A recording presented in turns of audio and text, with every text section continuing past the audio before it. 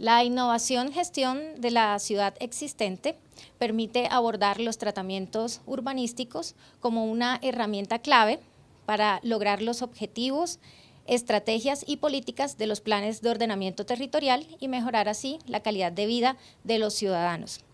Según la normatividad, los tratamientos son normas urbanísticas que definen un manejo diferenciado en distintos sectores dentro del suelo urbano y de expansión urbana. Adicionalmente, son estrategias de gerencia urbana resultantes de un adecuado conocimiento del territorio. Los dejo entonces con Francisco Rodríguez Vita y Magda Montaña Murillo, consultores de la Universidad de Nueva York, quienes les explicarán en detalle en qué consiste esta innovación en un plan de ordenamiento territorial moderno. Hola, soy Juan Francisco Rodríguez, consultor de la Universidad de Nueva York para el programa Postmodernos y tengo a mi cargo la innovación de la gestión de la ciudad existente. La innovación sobre la gestión de la ciudad parte de la experiencia que se ha tenido en Colombia en la formulación de planes de ordenamiento territorial. Esta experiencia lo que nos muestra es que se ha tenido una confianza excesiva en la regulación de los usos del suelo, una ausencia en la formulación de estándares urbanísticos propios de la geografía de cada municipio, y los planes de ordenamiento se han caracterizado por tener una serie de normas maximalistas, cuando lo que se debería pretender a través de un plan de ordenamiento territorial es una serie de reglas minimalistas que permitan que las personas puedan innovar en el momento de implementar esos planes de ordenamiento territorial. Finalmente, los planes de ordenamiento territorial son más que los usos del suelo. Los planes de ordenamiento territorial son unos documentos, unas normas que le deben permitir a un tomador de decisiones diseñar estrategias para lograr lo que se proponen en términos de visión y objetivos.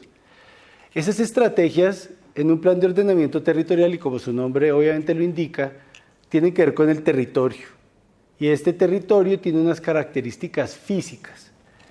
En esta innovación lo que queremos hacer es tomar de la ley la definición de los tratamientos urbanísticos que busca que los tomadores de decisión entiendan que sus territorios tienen unas diferencias físicas y que a partir de esas diferencias físicas se deben tomar esas decisiones.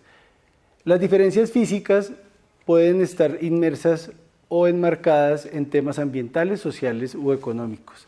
Eso quiere decir que esas diferencias físicas dan cuenta de la población y de qué tipo de población vive allí, de sus relaciones de intercambio y de las relaciones con la naturaleza y los servicios ecosistémicos.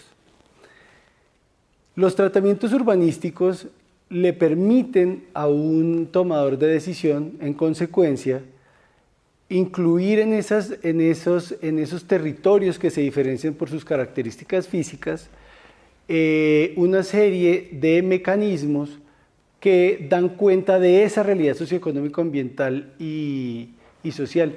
Y es por eso que se vuelve muy útil a la hora de formular un plan entender esa relación entre lo territorial y las posibilidades que tiene un alcalde en incentivar el desarrollo a través de inversiones públicas o de incentivar la relación público-privada, bien sea con incentivos o bien sea a través de instrumentos que les permitan diseñar cómo van a intervenir público-privadamente esos territorios. Lo que vamos a explicar a continuación es el proceso que se propone para llegar a esa definición de los territorios que tienen unas diferencias físicas evidentes.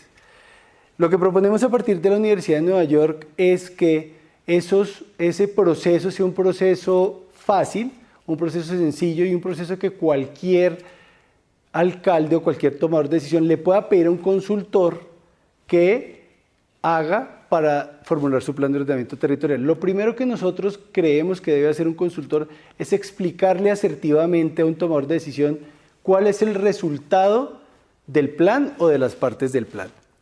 El resultado de los tratamientos urbanísticos es un plano que diferencia el territorio en partes distintas, con unos nombres particulares que trae la ley, y unas normas correlativas a esos pedazos de la ciudad. Esas normas correlativas tienen unas partes que son unos mecanismos de gestión y unas partes que son unos mecanismos de financiación. Lo segundo que proponemos en el proceso es hacerse las preguntas correctas. En un proceso de formulación de un plan de ordenamiento territorial es clave hacerse las preguntas correctas, porque hacerse esas preguntas correctas trae en consecuencia obtener los datos claves para poder espacializar esas diferencias físicas. No es lo mismo empezar recogiendo los datos y después hacerse las preguntas claves que hacerse las preguntas y recoger los datos para esas diferencias físicas. Un ejemplo claro de esto es nuestras ciudades se diferencian ampliamente a las ciudades europeas o norteamericanas, en que nosotros somos unas ciudades que se han desarrollado desde la informalidad. Preguntarse cuáles son las necesidades, qué tipo de población, qué es lo que necesitan y qué nos falta en estos dos tipos de ciudades, pues es clave para obtener los datos. No son solamente los datos los que vienen antes de las preguntas. Posteriormente a estas preguntas y estos datos, es importante hacer de una manera técnica esta definición de las áreas que la ley denomina áreas homogéneas. Nosotros proponemos utilizar algunas variables que pensamos que son, en principio, la densidad. La densidad es una variable clave y es una variable que usa la Universidad de Nueva York como el centro de su análisis. Y la densidad, pues, tiene muchas formas de verse. La densidad puede ser solamente en cantidad de personas en un solo lugar, cantidad de personas en un solo lugar con una capacidad de consumo, una capacidad de gasto. Y en términos técnicos se puede llegar a muchas otras definiciones, pero en términos generales es importante entender que la forma en que crece un municipio y la gente que vive ahí es la determinante principal para decidir qué se hace con un municipio. Las preguntas sobre las personas son las primeras preguntas que se debe hacer un alcalde y su consultor a la hora de formular un POT. El segundo bloque de preguntas y datos que nosotros proponemos es lo que ahora se llama la oferta de bienes y servicios públicos y ecosistémicos. Eso en términos más simples es qué tan fácil tiene un ser humano su vida para llegar a un colegio, a un hospital, para coger el bus, para conectarse con la ciudad, qué tan incluido está. E incluimos en este bloque los servicios ecosistémicos porque creemos que esta nueva generación de POT tiene que entender que la ciudad, como parte de su activo económico, social y obviamente ambiental, tiene que mantener esos servicios ambientales, parte de la sostenibilidad de la ciudad. Los otros dos bloques que proponemos para producir estas áreas homogéneas son el estado de lo público, teniendo en cuenta, como les dije anteriormente, que nuestras ciudades están o vienen de un desarrollo informal histórico, y preguntarse cómo está lo público es importante, cómo están nuestras vías, si están o no pavimentadas, cómo están los servicios públicos, si tenemos o no servicios públicos, el estado general de lo que le ofrece el público al privado para su bienestar. Y el estado de lo privado, cómo están las casas o las construcciones en general que hacen los privados, porque esto también tiene relación con un tema de riesgo que es importante mirar. Estos 4 bloques no quiere decir que sean los bloques necesariamente a usar en los análisis para definir las áreas homogéneas. Lo que les estamos tratando de sugerir es que tengamos por lo menos en los ejercicios que se están haciendo unas variables que nos permitan tomar unas decisiones. En los ejercicios que nosotros hemos hecho, estas 4 variables nos permiten dividir el territorio en lo que la ley nos requiere. Lo que la ley exige es que dividamos por lo menos el territorio en 5 tipos de tratamientos. El primero es el tratamiento de desarrollo.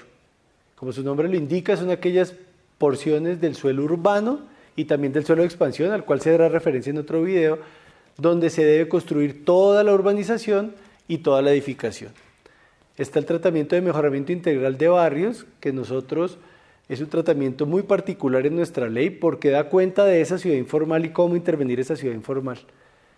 Tenemos el tratamiento de consolidación, que la ley supone, son aquellos desarrollos formales que se vienen consolidando y cómo tratarlos. El tratamiento de renovación urbana, que puede ser por redesarrollo o redensificación, y son aquellas partes de la ciudad en las que nosotros suponemos podríamos utilizar o lo que existe en términos de activo público, vías, parques, equipamientos para tener mayor densidad, o reestructurar por completo esas partes de la ciudad para tener mayores densidades, siempre para tener mayores densidades. Y por último está el tratamiento de conservación, que es el tratamiento que, como su nombre lo indica, pretende conservar temas culturales, obviamente centros históricos o edificios. Los tratamientos urbanos, como ustedes se pueden dar cuenta, son verbos y son acciones puras: desarrollar, conservar, mejorar. Y para poder llevar a cabo esas acciones, la ley nos da unos mecanismos que nos permiten hacer tres tipos de cosas. Por un lado, nos permiten evitar la especulación y la retención del suelo. Eso es importante porque cuando el Estado está tomando una decisión pública, lo que necesita es que el suelo no sufra especulación por parte del propietario y no esté retenido a las acciones del Estado. Por otro lado, nos da los mecanismos de financiación y son los mecanismos que pretenden la redistribución de las rentas urbanas. Y por último, aunque la ley no es explícita, nosotros preferimos decir que existen unos mecanismos de asociación que son justamente esos mecanismos que nos permiten actuar con el sector privado para desarrollar la ciudad, porque entendemos que sin ese sector privado eso no se puede dar.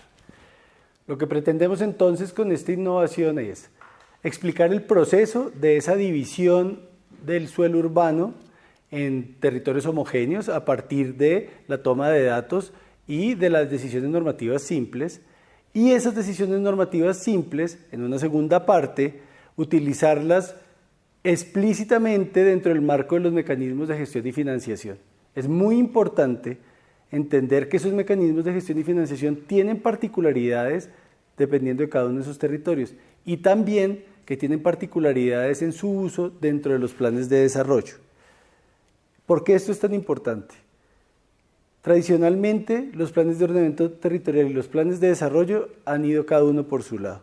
En esta segunda generación de planes de ordenamiento territorial, lo que se está buscando es que estos dos instrumentos estén mucho más ligados. La forma de ligarlos justamente es entender que en los planes de desarrollo se trata explícitamente fines de desarrollo y mecanismos de gestionar y financiar ese desarrollo. Y en los planes de ordenamiento, si utilizamos bien los tratamientos urbanísticos, vamos a lograr ligar ese financiamiento de esa gestión del desarrollo con la gestión y el financiamiento del desarrollo territorial. En la segunda parte del video, Magda les va a contar cómo justamente esos mecanismos de gestión, planificación, financiación y asociación pueden ir ligados a esos tratamientos urbanísticos. Esto no es necesariamente una camisa de fuerza. Lo que sí es importante entender es que es posible y es necesario entender que no todas las partes del territorio urbano son iguales y en consecuencia la acción del Estado debe ser diferencial. En conclusión, lo que les queremos proponer son tres cosas. La primera es que esta segunda generación de planes de ordenamiento territorial técnicamente sea una planificación más simple basada en datos. Y con simple nos referimos a unas normas minimalistas que permitan al ejecutor ser innovador en sus propios territorios y sus contextos geográficos. Lo segundo que les queremos proponer es que esos tratamientos urbanísticos se vuelvan estrategias, y para que se vuelvan estrategias tienen que dar cuenta de esos mecanismos de gestión y financiación. Y lo tercero que les queremos proponer es que los tratamientos sean los vehículos para conectar los planes de ordenamiento con los planes de desarrollo a través de esos mecanismos de gestión y financiación. Y ahora nuestra especialista legal nos va a explicar el marco legal vigente y la aplicación de esos mecanismos de gestión y financiación en los tratamientos urbanísticos. Hola, mi nombre es Magda Montaña, soy consultora de la Universidad de Nueva York y estoy prestando el apoyo legal para las innovaciones que se están proponiendo en el programa de POD Modernos. Para continuar con la presentación de la innovación y dar el debido soporte legal que en sus territorios ustedes van a requerir para aplicar las propuestas de innovación que se están proponiendo, lo que planteamos es utilizar las reglas de la misma Ley 388 de 1997, solo que en este momento lo que vamos a ver es cómo las utilizamos y de qué manera las ponemos al servicio de hacer un ordenamiento del territorio mucho más direccionado a la gestión del territorio. Por eso usamos en primera medida el uso de los tratamientos que están dentro de la Ley 388 de 1997 y desarrollados en el Decreto 1077 del 2015 como un instrumento esencial que nos va a atar a que luego en el ordenamiento del territorio se determinen los usos, las intensidades de uso y los aprovechamientos y al mismo tiempo podamos definir, atado a los tratamientos del territorio, los mecanismos de gestión y financiación. ¿Qué hemos elaborado y cuál es nuestro soporte jurídico para que ustedes tengan la tranquilidad de que lo que estamos proponiendo son medidas que pueden aplicar?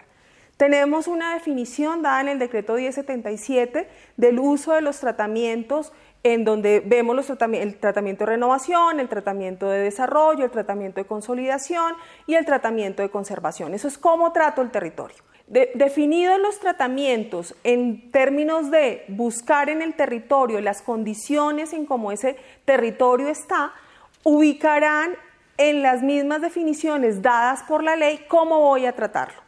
Una vez definido eso, que es como nos lo está dando la ley 388 y el decreto 1077, ustedes van a poder hacer en las etapas de formulación la identificación del uso, la intensidad del uso del territorio y los aprovechamientos que van a dar ese territorio. Todo esto vinculado en el tratamiento a las mismas capacidades que tiene ese territorio en infraestructuras públicas.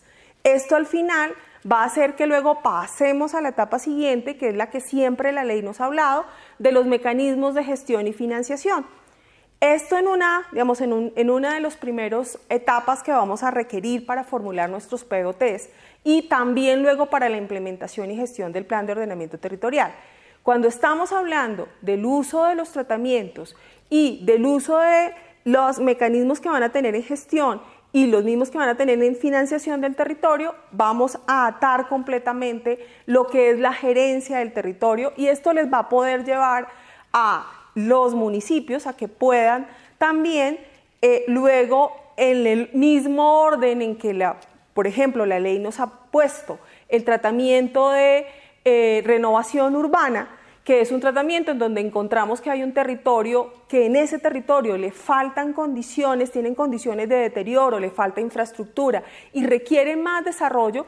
Los instrumentos que van a usar y los mecanismos que van a usar de gestión y financiación son mecanismos diferenciados al que uso o al que debo usar en un territorio que su tratamiento es de consolidación. Me explico.